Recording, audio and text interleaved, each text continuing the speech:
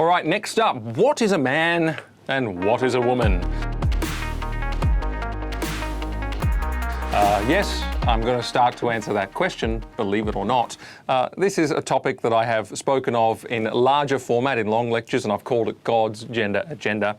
And I spoke in the last segment about the disaster which is on the rise and rise in the West of gender dysphoria and gender confusion among our young people. The Tavistock case from the UK was another stark reminder of this, what I think is and believe is among the greatest humanitarian crises in our young people, in children in particular, today in our Western societies. It's not spoken of that much.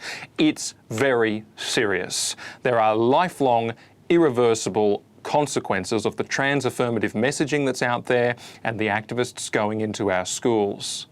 But see, the rise and rise of this does not surprise me. As I said in the last segment, they are simply, the activists going into the schools and the messages that are out there are simply reaping a harvest from very ripe fields. They are answering questions to which children have no alternative answers. People are not brave enough to answer the question, what is a man, what is a woman, unless they're a gender-bending activist. I mean, take it from a millennial.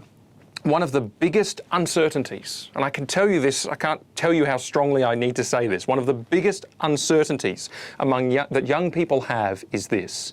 It is, what is a man? Who am I as a man? What is a woman? Who am I as a woman? And churches have almost totally vacated clear teachings on this subject because of fear and because, to be perfectly honest, there are older generations in particular who won't tolerate it. Probably because, well, I won't criticise, but that's my experience, is that I do talk about these sorts of things, but only to young audiences, because they want to know and they're open to it and they know that it makes sense. But to older audiences, I always run into very severe trouble. And it may be that, you know, when you live a life that doesn't adhere to the basic principles on this, you don't want to face them. You know, your children, to those older people, are genuinely yearning for an answer because they don't know. This is a world of be whoever you want to be, you do you, be who you are, self-expression, there's no clear boundaries. But young women know that they're women, and they know that that means something. Young men know that they're men, and they know that that means something, and they're not sure what. And they are crying out for an answer. And that is why Jordan Peterson shot to overnight stardom. He was answering this very question. What are male and female? He was explaining that they are actual categories, that they matter, and they make a difference, and they give us different proclivities and desires and interests, and they give us different purposes, and that's the important thing.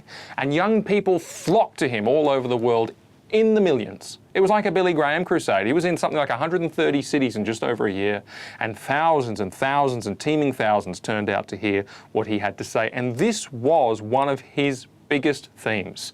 And in fact, it is the theme that made him famous. So I usually talk about this issue to people under 35 until today. I'm going to talk about it to whomever will listen. And I think it needs answering among Christians because it's not a controversy to be avoided. We are seeing with the deconstruction of gender, with now the wholesale deconstruction of gender in a way that we could never have imagined, we are seeing that manhood and womanhood, they're great glories to be discovered. They're great truths for a new generation. It really, really matters to save people from the most twisted and perverse lies, which are Satan's way of destroying people and burdening them with lifelong scars and trauma. Now, these are not psychological answers primarily. That was what I think Jordan Peterson's answers had in their limitation. This is how people feel. And you say, well, I feel different. So what does it matter? It does matter because it's not just about how people feel. The data he was referring to, the studies he was referring to, were referring to realities that exist because it's by design. It's the purpose, it's what we were made for. And there are blueprints given to us in Scripture that give us the answers. Genesis 1-3 is the main place, and I'm going to spend, I reckon, a little over 5 minutes talking about these blueprints. And they're just primers, just starters. Male and female are first mentioned in Genesis 1:27, and they're discussed at length until the end of chapter 3. And several things are noted. The first is that they are made the same in certain key ways. And the first key way is, what does it say? It says, God says, let us make man in our image, in the image of God. And so God made man in his own image. In the image of God, he created them, male and female. He created them. So the first thing is that they are made in the image and likeness of God, both. Men and women are therefore equal before God himself, and no difference to be discussed from this point forward is ever going to alter that. And the calling on them is the same, to image God as an ultimate calling. And for both in the New Testament, that is through Jesus Christ. Because we fell, this image of God that was in us then was defaced, but in Christ we have the true image of the invisible God, as it says in Colossians and several other places. And so through Christ, we both are called to image God. We are both equal before God in terms of who we are, what we are, and in terms of our salvation and our standing before God. The second thing, the second manner in which men and women are the same is that they're meant for each other, and that comes out clearly in the narrative. You find out that one needed the other. It was not good for a man to be alone, it says. And that's the first thing that in all of Scripture that's not good. Even in paradise, not good. And so what happens? Well, God makes him someone else. He makes him a helper suitable to him, is the language that is used. And from that truth stems marriage. Therefore, it says, a man shall leave his father and mother and hold fast to his wife, and the two shall become one. That is marriage. And so they're meant for each other. The man was not himself by himself. And the woman, by extension, is not herself by herself. Now, what else are they the same in? Well, they have joint authority over the earth, to rule, to subdue, to have dominion, to the mandate to get on with all that stuff, but also they have joint mandate to be fruitful and multiply and fill the earth, and from there comes the family, right? And that's the ways in which they are the same, or the main ways in which they are the same. But then, of course, the same narrative starts telling you how they're different, and these are some of the differences that are stated. First of all, we learn that the human race is sexually dimorphic. There's a male, there is a female, and God never makes things different without a purpose. And the purpose is described. He says male and female are made at different times. That's what we learn, first man, then woman, and from different materials. Man out of the dust, woman out of the man. And this sets up a creation order, by the way, which is significant through the entire Bible for different reasons. And also he makes them with different stated purposes. And the curse, when men and women fall in sin and God reads out the curse, basically, the curse applies to male and female differently. So they bear the curse in different ways.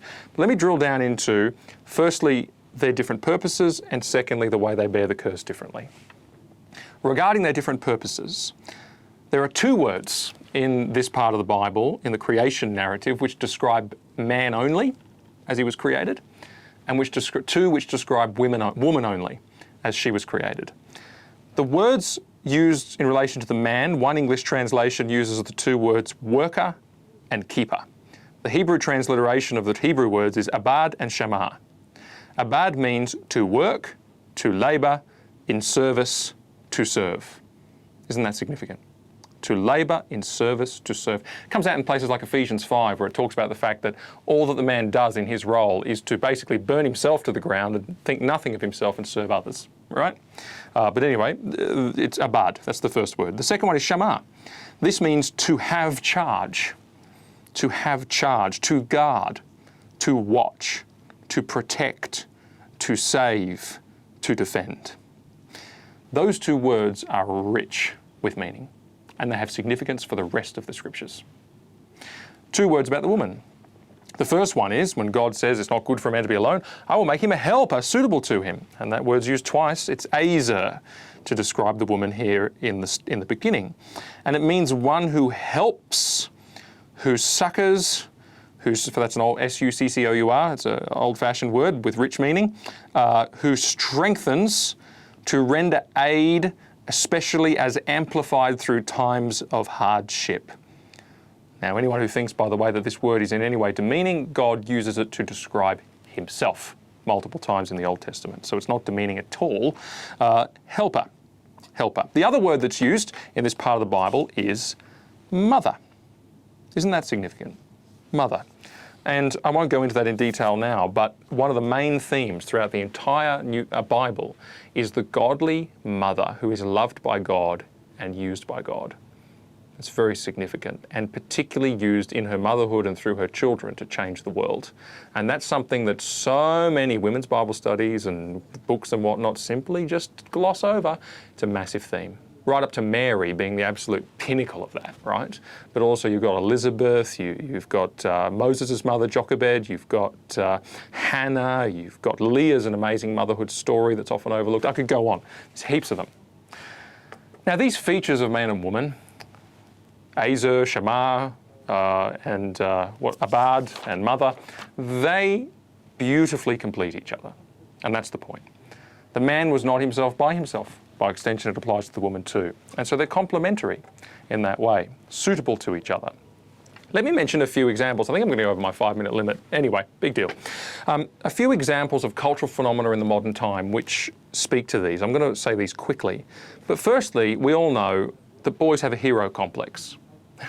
They want to be heroes. They love heroes. They love role models. They love figures of strength. And they themselves are the stronger sex, physically. This is the big debate about trans people in sport right now. They're strong. And also boys can be, and at least they desire to be, mentally resilient. And we see a big attack on this at the moment. Boys need to be vulnerable. Well, boys tend to be more mentally resilient. Boys can get into rough and tumble. You know, boys can be much more physical. They can be, much more energetic in that respect. None of these things are bugs. They are all features. Boys are not defective girls, okay? They're made as labourers, they're made as workers, they're made as defenders, they're made as protectors, they're made as those who guard, they're made as those who are strong, okay? That's how it was intended. They're not bugs, they're features. Secondly, boys grow through taking incremental responsibility, and this is one of the most important messages I could give to young men today. Because they're made to take that responsibility. You notice what that word meant, to have, a keeper is the way it's translated in English. I think it was Shamar, was it? Yes. It means to have charge. It means to take responsibility. And Eve fell first, but Adam bears responsibility for it, right? It's significant. Men need to, there's nothing worse than a man who won't take responsibility. And for young men to grow, they need to take on that responsibility that they're called to shoulder those burdens, to lift those loads, to break through the fear that holds you back, to experience the failures that come inevitably from trying and picking yourself up and continuing. And one of the saddest things as I travel around is finding men who won't take responsibility, and I might add, women who won't let them take responsibility, but that's another story. But also young guys who don't seem able to finish things, don't seem able to achieve things, who aren't finishing their courses and their programs and finding something to sink their teeth into. Find something and do it and achieve something. Be responsible. Look around you, take it on and break through the fear that is stopping you. It's so important. But of course, men are made for that. It's a bug. I mean, it's a feature, not a bug. Here's another difference, people versus things. Men tend to be interested in things. Women tend to be interested in people. Isn't that interesting? It explains career choices, The literature is showing, and Jordan Peterson drew attention to this, that for men and women, the differences between their career choices are amplified when freedom to choose is amplified. Women gravitate towards professions that have a stronger connection with people, with children, with support, with help, things like that. Surprise! I mean, it's really not surprising. And men have a much stronger connection with those sorts of things that are science, tech, engineering. I mean, they can't get female engineers. Now, these are generalizations, of course. And I'm not, having a go at anybody who falls outside of the generalization, but generalizations are valuable because they teach us something as a generalization. And you know what? It's not a bug, it's a feature. It's meant to be this way because you notice that the man, he was made facing the world. As a worker and a keeper made what for? For his purpose in the garden, it says, to work it, etc. And the woman is made facing the person. Very different, right? There's a reason for these things. Also, one more, women and babies. Women do want to be mothers. And very young women in particular sometimes don't understand this, but I'm going to tell you right now, if you hit your 30s and you don't have children by design, you may regret it. I'm not saying everybody will, but you may regret it. And I just say that because there's a lot of lies that I think are hurting young women in this respect. That, for example, serving an employer is liberty, serving a family is slavery.